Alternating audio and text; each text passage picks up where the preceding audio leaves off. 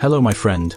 Tonight we will together embark on a journey of reincarnation, a journey that every soul must marvel at for its length and its majesty. You should forget the haste of the 21st century, forget the artificial lights and the loud sounds. Tonight, you will not be yourself. You will become an ancient spirit, one who witnessed the first moments of life on a pristine and immense continent. Take a deep breath in, feel the relaxation spreading throughout your body. Listening to my voice, it will be the boat that carries you. You should lie down, relax your shoulders, letting your body sink deep into the soft mattress beneath you. Let the humming of the fan or the sound of the rain outside transform into the sound of the wind whistling through ancient and cold rock crevices. Turn off the lights and let the darkness swallow your vision, because where we are going, sunlight is a luxury. You are drifting backward through time, traveling through thousands of years, past fallen empires, past forests that grew and then withered away. You are traveling to a time without a name, where history is only an absolute silence. And then you open your eyes. The first sensation is not fear, but the cold. A lively, sharp cold that cuts through your skin like thousands of tiny stone knives. It is not the cold of a typical winter, but the very breath of the Ice Age. You are lying inside a shelter, a circular tent built from the giant ribs of woolly mammoths. They are supported by curving tusks, and covered outside with thick animal hides tightly stitched with reindeer sinew. The space inside the tent is thick with the smell of dry wood smoke, the scent of sizzling animal fat, and the distinct musky aroma of cured leather. You sit up, feeling the stiffness in your joints. You look around. That is your family, your tribe. They are sleeping soundly, curled up in blankets made from reindeer and bison hides. Their breathing is steady, warm, the only source of heat pushing back against the cold lurking outside. You look down at your own feet. They are wrapped in high-collared leather boots, meticulously stitched with sinew, so that not a single drop of snowmelt can enter. These boots are a masterpiece of survival. They are the result of ancient intelligence. You know that your life, and the life of your entire tribe, depends on every rough stitch. You quietly step outside, pushing the heavy hide door aside. The biting cold rushes straight onto your face, freezing your breath and paralyzing all emotion. You are standing on the mammoth step, a scene so magnificent and desolate that your mind struggles to grasp it. The ground stretches endlessly, without large trees, only dry grass, shrubs, and patches of pulverized snow carried by the wind. The wind here has a voice. It whistles through the rock crevices, howling long, drawn-out cries, carrying the whispers of thousands of ancestral spirits. Go on, child of the earth, it commands. That is the land of Beringia, the bridge of rock and ice that connected two worlds. You do not know that you are crossing the final bridge, the bridge that will be submerged when the ice melts. You look toward the east, where the sun is rising. It is not a hot ball of fire, but a cold silver disk, radiating a pale white light. That light reflects off the snow, forcing you to squint. You are a hunter. You are a pioneer. You are the strongest. But you are only a small dot amidst this vast and harsh expanse. And then they appear, the mammoths, giant black masses, shaggy with fur, moving slowly like walking hills. They are the great Tatanka, your source of life and building materials. You see ancient bison herds, small wild horses, all searching for food under the thin layer of snow. You do not hunt without reason. You must fight for life. You return to the tent, waking the other men. No words are needed. All understand. This is the battle. This is the sacred offering. You feel the weight of the spear in your hand. The Clovis point is chipped from flint, sharp and cold. You are the leader, guiding your hunting brothers. You walk against the wind so that your body odor does not carry toward the prey. Each step you take is gentle, trying not to let the gravel underfoot make a sound. You creep through the rocks, holding your breath, watching the curving mammoth tusks pass you by. The success of the hunt depends not only on physical strength, it depends on silence, coordination, and respect for the animal. You choose the old mammoth, the one separated from the herd or the weak one. That is the ancient rule. You never attack the strongest ones, for they are the future of the herd. You and your companions use traps, using the terrain to slow the animal down. Then you charge, shouts, spears piercing skin, the terrifying roar of the mammoth echoing across the steppe. It is a battle of unequal strength between small men and the giant. Hot blood stains the cold snow. When the mammoth finally collapses, the ground shakes. You kneel, placing your hand on its forehead. You whisper words of apology to the spirit of the mammoth, thanking it for sacrificing its life. There is no triumphant joy, only gratitude and extreme exhaustion. The whole tribe rushes to the kill site. The work of butchering begins immediately. Fast before other predators catch the scent, women use sharp stone knives, separating the flesh, separating the thick hide. You eat the first piece of raw, warm meat. The saltiness of the blood, the sweetness of the flesh spreads, chasing away the cold and the hunger accumulated over many days. You feel energy restoring to your body. And then, the harshness of the Ice Age strikes again. The sky changes color suddenly. The wind shifts, howling like a maddened beast. A blizzard hits as quickly as the anger of the Great Spirit. You and the tribe hastily dismantle the tents, hiding in a narrow rock crevice. In the darkness, you hear the snow and wind lash against the rocks. The shriek of the storm sounds like a curse. You lie, curled up, leaning against your relatives. The cold invades, but you still have the warmth of the tribe. The oldest person in the tribe, a woman with hair white as snow, begins to tell stories. Her voice is hoarse but clear, recounting distant journeys, telling of lands she has never set foot on. She tells of the beginning of the world, of the great creatures that are now gone. You close your eyes. The elder's story is your map, the only source of hope in the dark storm. You sink into sleep, the sleep of profound exhaustion. You wake up. The storm has passed, but the world has changed. You step out of the crevice.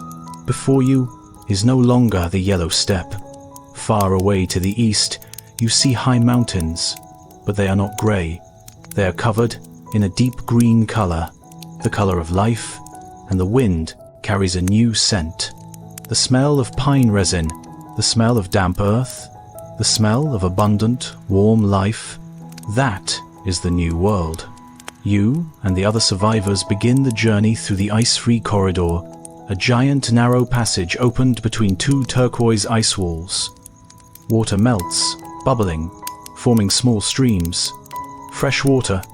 The water is crystal clear, sweeter than any stream you have ever drunk. You see the trees, tall pine trees, reaching straight up to the sky. They are not afraid of the wind.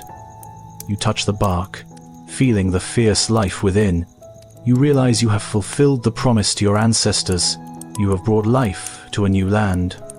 But you must also face new dangers.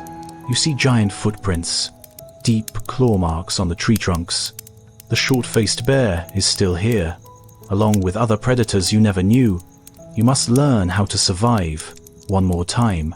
Learn how to make friends with this humid forest. Over thousands of years, you spread across the continent. This vast continent is now home. You become hunters and gatherers, adapting to every region. Then agriculture comes. It is a gift from the Great Spirit. You no longer have to depend entirely on animals. You start planting corn, squash, and beans. The three sisters, the friends who nourished you and helped you settle. Mother Earth has nurtured you. You become the mound builders. Complex earthen architectural works, towering high, standing tall like pyramids. You build these mounds to hold ceremonies, to worship the Great Spirit and to connect with the cosmos. About 1,000 years ago, You created great centers, like Cahokia, where colossal mounds were built, attracting tens of thousands of people. You are a citizen of Cahokia, living in a bustling city of farmers and artisans. You look up at the Monk's Mound, where the great chief resides. You live in order, in prosperity. You see wooden walls surrounding the city, protecting you from enemies. You see specialization. Some only make pottery, some only weave fabric, some only hunt. Your life is part of this complex and efficient machine. You think that this greatness will last forever, but you also witness decline. You see the forests being cut down too quickly for construction wood. You see the soil losing its richness because of excessive farming. You see water sources beginning to dry up. You see the Cherokee, the Choctaw, the people who would later be known by these names, leaving Cahokia, going to seek new, more fertile lands in the southeast. That is a silent migration, moving away from the center of the world. You have lived a complete life, living according to the circle of nature. You close your eyes, lying on a woven mat in your wooden house in the southeast. You feel peace. You think that the circle of life will just continue. But then, your sleep is interrupted by a strange sound. The rushing sound of hooves, loud shouts in a foreign tongue. You open your eyes. It is not intertribal warfare. It is a new storm, a storm named greed and paperwork. You open your eyes. You are in your sturdy oak house. You are a Cherokee, but you no longer live by the laws of your ancestors. You are trying to live by the laws of the white man. You wear a cotton shirt. You read the Cherokee Phoenix newspaper printed in Sequoia's script. Outside, your fields are turning pale yellow with wheat and stark white with cotton. You think that if you live like them, work like them, they will leave you alone. But you don't know that in the spring of 1803, in a lavish city called Paris, your fate was decided on a piece of paper. The young United States paid France $15 million for the right to govern a huge territory. They called it the Louisiana Purchase. The French didn't own your land. They only sold their imperial rights. A great fraud. You still plant corn, you still hunt, unaware that you have become a tenant in your own homeland. Then the waves of white settlers pour in. They come carrying paper deeds with red stamps. They say, "This land is mine." You look at the fences they build. Sharp wooden stakes, driven into the flesh of Mother Earth. You decide to fight not with arrows but with intelligence.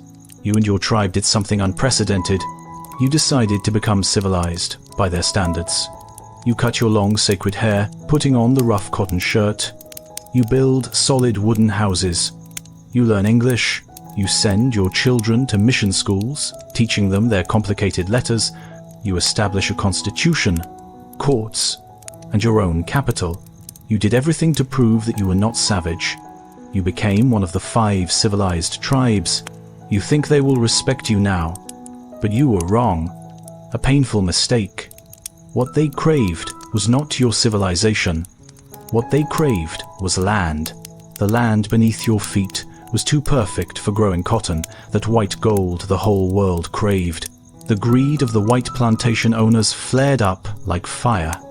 And then, the real disaster struck. They found gold. Deadly yellow rocks in the Dahlonega Mountains. Right on your land, the gold rush turned your white neighbors into mad beasts. They poured onto your land, digging, robbing, destroying. The state of Georgia, where your tribe had lived for generations, began to enact cruel laws. They declared the abolition of your government, forbidding you to gather, forbidding you to mine gold on your own land. You refused to accept this. Your chief, John Ross, a small man with an iron will, decided to fight back with their own weapon, the law. You raised money, hired the best lawyers. You sued the state of Georgia in the United States Supreme Court. That was an unequal battle. A small tribe against a mighty state, placing their faith in justice. You held your breath, waiting, You sat by the fire in your civilized wooden house, listening to the wind whistle through the cracks and praying. You prayed that the justice the white men preached was real, and then news flew in like an eagle soaring. You won. Chief Justice John Marshall declared the Cherokee Nation was a sovereign nation and Georgia had no right to impose laws on your land. Joy erupted. You embraced your wife and children, thinking you were saved. You believed in the law. But you forgot one man, a man sitting in the White House, President Andrew Jackson. He was an old general, a bitter enemy of your people. He looked at the Supreme Court ruling and sneered. He said one cold line, "John Marshall has made his decision, now let him enforce it." That sentence was a death sentence for your tribe. The US President, head of the executive branch, refused to enforce the law. He sided with the land thieves. He wanted your land to grow cotton, to enrich his young America. He pushed Congress to pass a new law, the Indian Removal Act of 1830. The name sounded gentle, but it was exile. They wanted to deport you west of the Mississippi River to a barren, desolate land they called Indian Territory. They promised that if you went there, you would be safe forever. Promises again, but this time they came with the barrel of a gun. You heard the news of the act, and you froze. Leave your homeland. Leave your ancestors' graves. How could you take your sacred mountains with you, pressure mounted? They used money to bribe a small group of traitors in your tribe. These men secretly signed the Treaty of New Dakota, selling off all your ancestral land for money and land in the West. You and the vast majority of the Cherokee people protested fiercely. You signed petitions to Congress. But it was all in vain. The deadline was set. You had to go, or you would be forcibly removed. Spring 1838. Spring should have been the season of life and growth, but for you, it was the season of ending. Spring 1838. Spring should have been the season of life and growth, but for you, it was the season of ending. The expulsion order was signed. You and your family were trying to finish the last chores in your garden. Suddenly, rushing hooves, coarse shouts from the American soldiers. They didn't knock. They kicked down the oak door you had built with your own hands. Soldiers in blue uniforms, faces cold as stone, guns cocked. "Get out, immediately." A soldier slammed his rifle butt into your chest. You fell backward, your throat choking with shame. You looked at the table. The cornbread frying pan was still warm. Its smell was the last thing you would remember about this house. They herded your family out of the gate like cattle. You only managed to grab an old coat and wrap your youngest child in it. Your wife, the resilient woman, tears streaming down, was dragged away roughly. You saw your neighbors, your friends, all being stripped of their possessions. The white looters were waiting outside the woods, charging into your houses like vultures circling a carcass. They didn't just steal property. They burned your books, tore up your tribal documents. They wanted to erase all traces of the Cherokee civilization. You were crammed into a stockade, fenced with rough logs. Thousands of Cherokee people were packed together in horrifying sanitary conditions. The smell of decay and sickness was overwhelming. Fever, typhoid, smallpox, diseases your body had never known, brought by the white man. You survived the scorching summer in shame and hunger. The air was thick with the smell of death and despair. You watched the children curled up in the tents, coughing violently, their eyes dull. You were helpless. No clean water, no medicine. And then, autumn arrived. The order to march was given. The journey of 1,000 miles to the west began. They called it the removal, but you and your tribe called it Nana Dol Isunyi, the trail where we cried. You and the other men had to walk. American soldiers on horseback rode on both sides, guns ready to shoot anyone who fell behind. You looked back at the blue, misty mountains of your homeland. They faded and disappeared behind the clouds. You knew you were permanently exiled. The first days were manageable, but the further west you went, the harder the journey became. When the column reached the Mississippi River, snow began to fall. The winter was unnaturally harsh. The severe cold struck like a blizzard. You only had a thin cotton shirt on. Your leather shoes had long been torn, revealing toes that were purple and swollen. Blood from your feet stained the white snow red. You looked at your wife and children on the old wagon. They huddled together in torn blankets, trembling violently. Your youngest child, only 3 years old, had a high fever.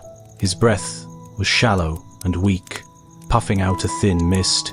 You took off your only coat, wrapped him in it, biting back the pain of the cold that was creeping into your very bones.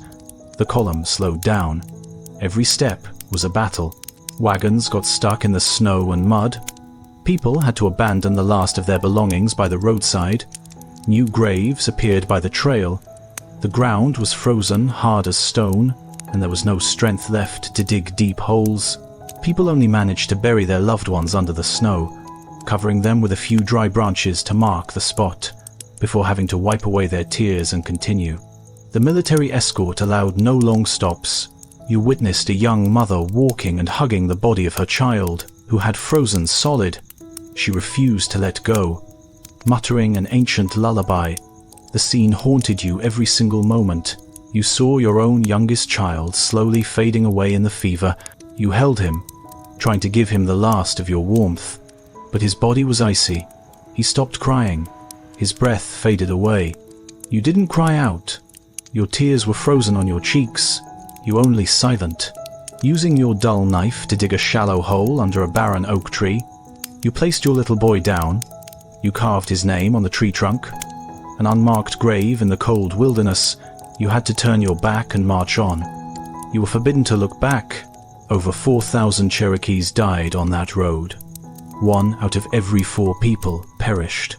That was a cruel, systematic ethnic cleansing carried out by a self-proclaimed civilized government. Finally, after 6 grueling months, you reached the promised land in the west, Oklahoma, a strange, arid land, full of red dust. There were no vast green forests, no clear, babbling streams like your homeland. You stood there, looking out at the wide prairie, your heart empty. You survived, but the price was too high. You lost your home, your land, your child. You had to start over from scratch in a place you never wanted to be. You looked at the other survivors around you. They were thin, sick, and ragged, like ghosts. But in their eyes, there was still a spark. The spark of survival. You knew you couldn't give up. You had to live. You had to live to tell this story, so that your descendants would never forget the pain etched into your body. But this land of Oklahoma was not home. It was not where your spirit belonged. So your spirit flew north to the Great Plains. You were reborn as a Lakota Sioux warrior. You are the horse people, a son of the prairie. You ride your Mustang horse, merging with the wind and the endless grass. Your life is the Tatanka bison. The hunt is sacred, but the iron horse train comes. White men slaughter millions of Tatanka for sport, leaving mountains of bones. They are destroying your life source. The rage boils. You fight at Little Bighorn, Greasy Grass. You kill Custer and his men. It is a great victory, but it seals your fate. The US military returns with thousands of troops, carrying Gatling machine guns. They destroy the rest of the bison, forcing you into starvation. Your great chiefs, Crazy Horse and Sitting Bull, are killed or captured. You are confined to a reservation, forced to live in poverty. They try to kill the Indian in you. They send your children to boarding schools, forbidding your language, cutting your sacred hair. But your hope flares one last time. The ghost dance, the prophecy that the world will be renewed. You dance, wearing the ghost shirt, believing it will stop the bullets. The army panics. They surround your camp at Wounded Knee. December 29, 1890. Cold. You are disarmed. A shot rings out. The Hotchkiss guns open fire. You fall onto the snow, your blood staining the white ground red. Your wife and child are killed beside you. Your soul flies up, leaving your body among the hundreds massacred. It is the end of the armed resistance, but the spirit never dies.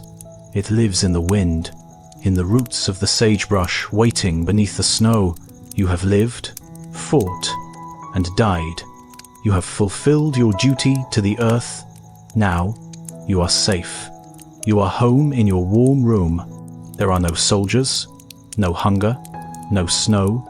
Let the gentle sound of the wind, the soft music of the Native American flute, carry you into a deep and peaceful sleep.